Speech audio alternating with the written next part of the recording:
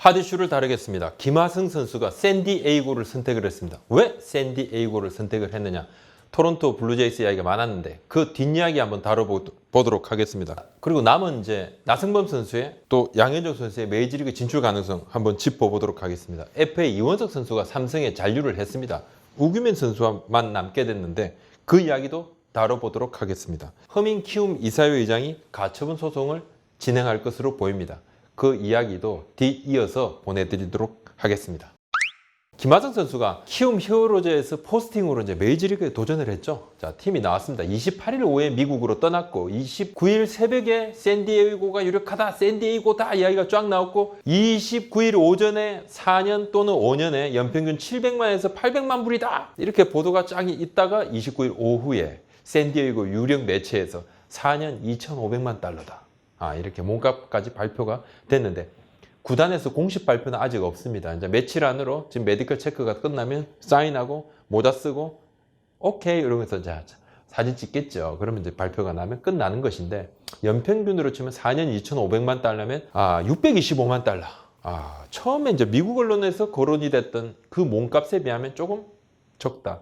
그래도 정말 대단한 연봉이고 수년 전이라는 것을 감안해도 이제 박병호 선수 그리고 강정호 선수하고 비교하면 답이 딱 나옵니다. 플러스 옵션을 제외하고 강정호 선수가 2014년에 4년에 피츠버그하고 1,100만 달러 그리고 이듬해 박병호 선수가 4년에 미네소타랑 1,200만 달러 거의 뭐 2배 수준인데 아무래도 코로나19 상황 때문에 김하성 선수는 더 받을 수 있는데 좀 덜 받은 것 아니냐 이런 이야기들이 좀 많습니다. 한국에서 미국으로 떠나기 전에 이미 빅리그의 6개 팀하고 화상 통화를 했다고 그럽니다. 보통 메이저리그 팀의 화상 인터뷰는 뭐 1시간도 넘어가고 뭐 거의 뭐 2시간 가까이 진행되는 경우도 있고 단장, 부단장, 스카우트 팀장들 쫙 주요 관계자들 나와서 자신들의 팀을 김하성 선수에게 이제 어필하고 우리 팀으로 와라 이렇게 물론 이 부분에서는 돈 이야기는 하지 않고 이런 것이 좋고 뭐 우리 구단이 있는 이 도시도 이렇게 좋고 우리 구단이 이렇게 좋고 당신이 우리 구단에 온다 그러면 이런 역할을 맡게 될 것이고 이렇게 PT를 진행을 하는데 확실한 관심 표명이라고 봐야 될 것입니다. 왜 샌디에이고를 선택을 했는가? 샌디에이고 선택을 놓고 좀 의아해하는 의견들이 좀 많습니다. 왜냐하면 샌디에이고에는 지금 페르난도 타티스 주니어 또 매니 마차도 이 선수가 지금 주전 유격수 그리고 3루수를 보고 있지 않습니까? 김하성 선수가 원래 유격수 하다가 3루수 같이 보지 않습니까? 타티스 주니어 선수 같은 경우는 올해 이제 60경기를 치른 시즌에서 59경기에 출전해서 타율 2할 7푼 7리 17홈런 45타점을 때렸다. 굉장히 뭐 신의 거푸다고 봐야 되고 마차도 선수는 말이 필요 없습니다. 슈퍼스타입니다. 연봉이 3,200만 달러. 국내 팬들도 잘 알고 있고. 근데 2루도 지금 마찬가지로 최고 신인 중 한 명으로 꼽히는 크로네워스 선수가 지금 있는데 그래서 이제 지금 뭔가 포지션 자체가 비어있는 상황이 아니지 않습니까? 토론토 블루제이스가 되게 유력하다 이야기가 많이 나왔습니다. 그냥 유현진 선수하고 밥을 먹어서 그러다는 것이 아니고 포지션으로도 조금 여유가 있고 샌디에이고는 그래서 최유력팀이 아니었는데 요 며칠 외신 보도가 나오더니만 딱 나온 팀이 샌디에이고 좀 놀랬죠. 그렇다면 토론토하고 샌디에이고가 제시한 계약 규모가 차이가 좀 있었느냐? 큰 차이가 없었다고 그럽니다. 들려오는 이야기로는 큰 차이가 없었고 사실 계약 규모가 비슷하다고 해도 세부 사항으로 가면 좀 나중에는 좀 알려지는 상황에서 조금 차이가 나는 부분이 있기도 합니다만 물론 이제 마이너 거부권이 이제 보험입니다. 선수에게 유리한 조항이면 분명하죠. 근데 이것도 만능은 아니더라. 김현수 선수의 경우에 봐도 마이너 거부권이 있었지 않습니까? 근데도 벤치에서 속을 태우고 벅 쇼울트 감독이 조금 약간 막 기용을 좀 안 하고 그래서 사실 이제 메이저리그에서 매년 600만 불 이상의 이제 큰 돈을 쓴다고 그러면 물론 뭐 메이저리그에서는 이것이 무시할 만한 돈도 아니지만 아주 큰 돈도 또 아닐 수도 있고 마이너리그 거부권이 없어도 이 정도 몸값이면 기회는 어느 정도 받습니다. 이제 그 이후에 이 기회를 확실하게 본인이 잡느냐 못 잡느냐 이것은 선수의 몫이 되겠죠. 샌디에이고가 이제 내년에 우승에 도전을 합니다.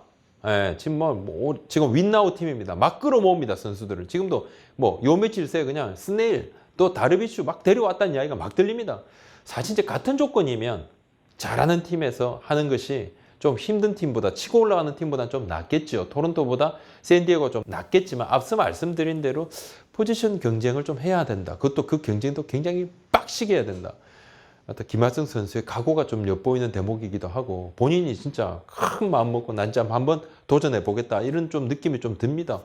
크로노머스 선수가 자투수에 좀 약하다고 그래요. 그렇다면 김하성 선수하고 플래툰 할 수도 있고 크로노머스 선수를 외야로 보낸다? 근데 뭐 외신에서는 외야로 보낼 생각은 구단에서 안 하고 있다?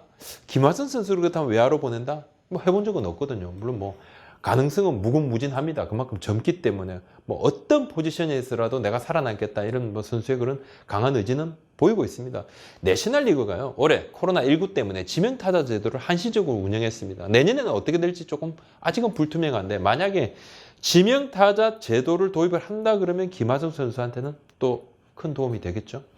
선수 본인이 좀 더 편한 길이 있지만 더 성장할 수 있는 무한 경쟁의 길을 택했다고 보는 것이 옳을 듯합니다. 샌디에이고는 김하성 선수의 가족들이 많이 원했다고 해요. 서부이고 미국의 서부이고 야구하기 좋은 곳이고 가족들도 원하고 토론토하고 샌디에이고를 놓고 막판까지 고민을 했다고 그러는데 김하성 선수도 본인은 그런 이야기도 했다 그러죠. 더 배워야 된다 내가.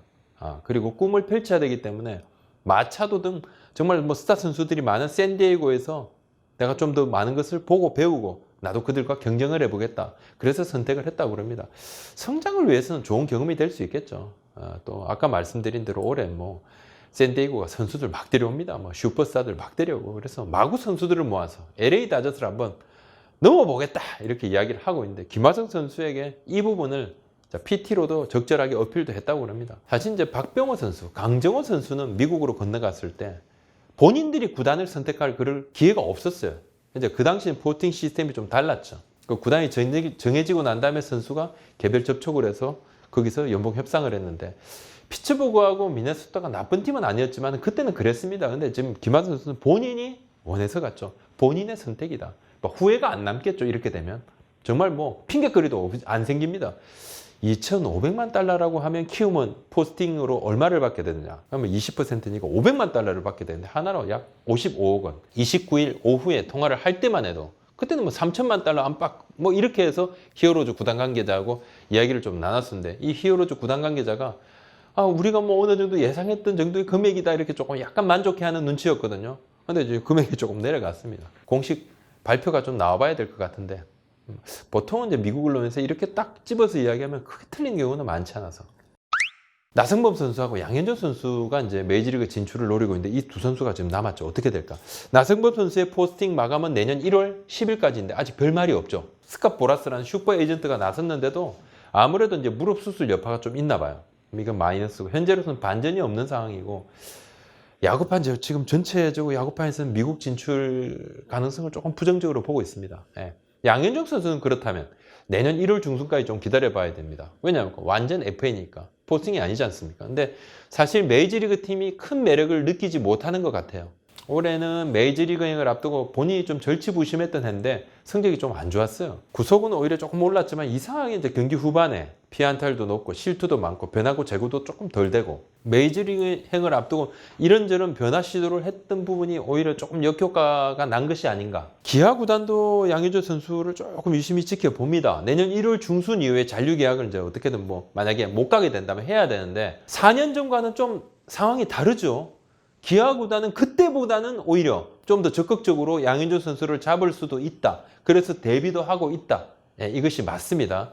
하지만 양현종 선수도 4년 전과는 좀 다릅니다. 4년 전에는 그때는 뭐 무조건 잔류 이랬는데 뭐 물론 지금도 기아 잔류를 강하게 원하고는 있지만 조금 좀 변화 여지가 있습니다. 여러 번 제가 좀 체크한 부분에서 변화 여지가 있어요. 확실히 구단이 먼저 제시하는 이 몸값 규모에 따라서는 다른 활로를 모색할 가능성도 좀 있죠. 물론 이제 현실적으로는 쉽지는 않습니다. 연봉 23억 원, FA 등급 재상 B등급. 그럼 연봉 100% 외에 25인의 한 명 보상. 그렇다면 기아가 양현종 선수를 보내게 되면 46억 원을 받아올 것이 확실합니다. 46억 원을 바닥에 쫙 깔고 영입을 하려는 팀이 있을까 없을까? 이 유무. 만약에 있다면 어디까지 정말 이 팀이 영입을 할 팀이 실탄을 쏠 수 있을 것인지. 양현종 선수는 사실 앞선 영상에도 제가 설명을 드렸습니다. 그냥 FA로 나왔다 그러면 아마 최대어였겠지요. 이후에 이제 기아 구단의 대응 등이 양현종 선수의 2021년을 아마 결정하게 될 건데, 물론 이제 그 전에 메이저리그로부터 낭부가 전해지면 여러 가지 가장 좋은 결말이 될 것입니다. 기아 구단도 아마 그걸 내심 원하고 있을지도 몰라요. 선수가 뭐 타팀으로 가는 것은 뭐 그건 절대 있을 수도 없고 메이저리그로 간다 그러면 박수 쳐줄 것이다 이렇게 좀 이야기를 하고 있는데 뭐 여러 가지가 있겠죠. 이유가. 이원석 선수가 재계약을 했습니다. 삼성에 남았습니다. 2+1년에 최대 20억 원. 29일 이원석 선수가 두 번째 이제 FA 계약을 했습니다. 삼성 잔류를 했는데 계약금 3억에 연봉 3억에 인센티브 합계 8억 원, 총 20억 원인데 첫 2년간 성적 선수하고 구단이 합의한 이 기준이 있죠. 충족을 하면 자동으로 1년 계약이 연장이 됩니다. 4년 전에 두산에서 왔죠. 그때 이제 계약금 15억 원, 연봉 3억 원, 총 27억 원이었는데 두산으로 이적을 했는데 4년간 이제 성적 한번 쫙 보겠습니다. 예. 이 기간에 홈런 타점, 예, 각 팀에서는 3위입니다.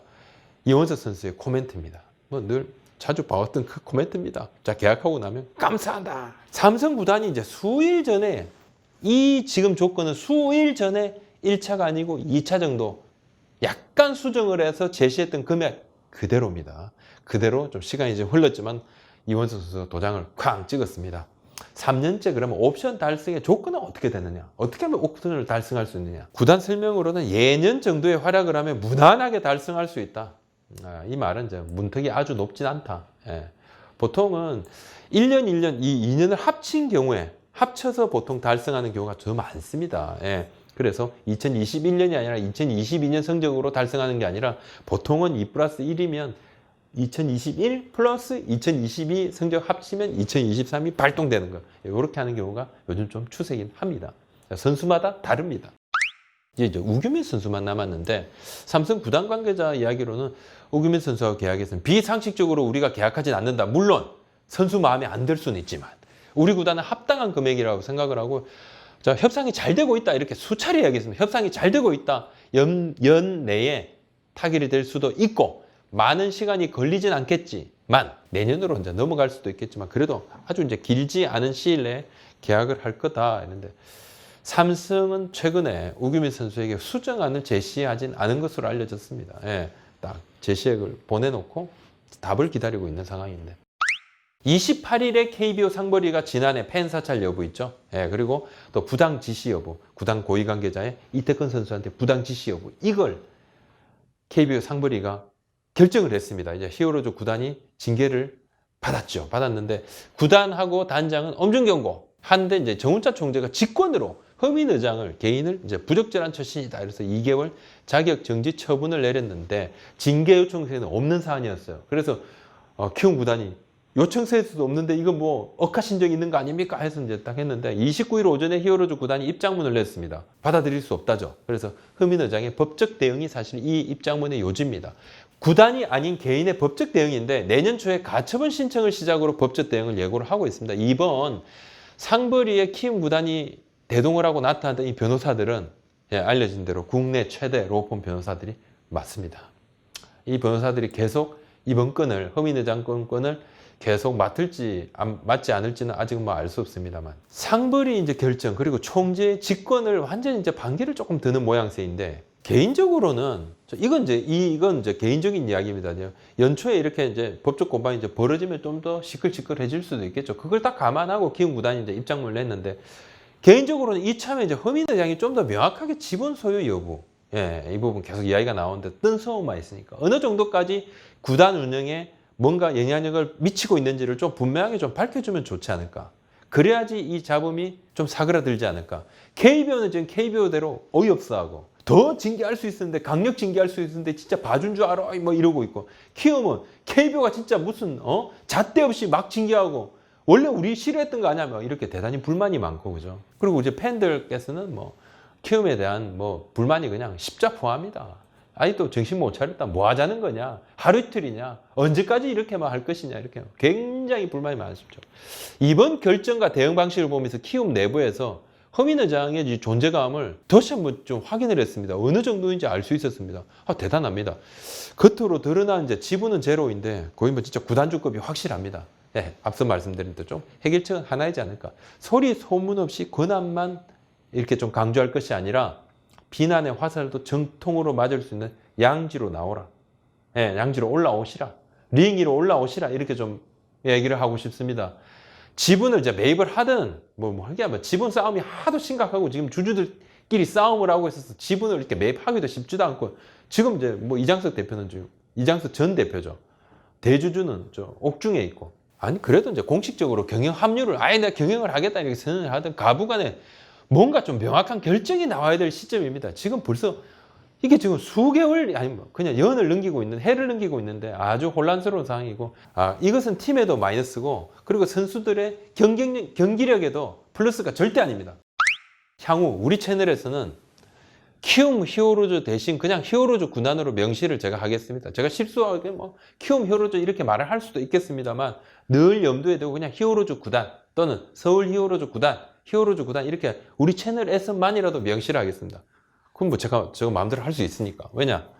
키움 정권이 막 이렇게 달가워하지 않을 수도 있을 것 같습니다. 뭐 물론 좋은 일에는 앞에 키움자라는 걸 좀 붙일 수는 있겠죠. 자, 오늘 여기까지 하겠습니다. 구독, 좋아요 한번 도와주십시오. 고맙습니다.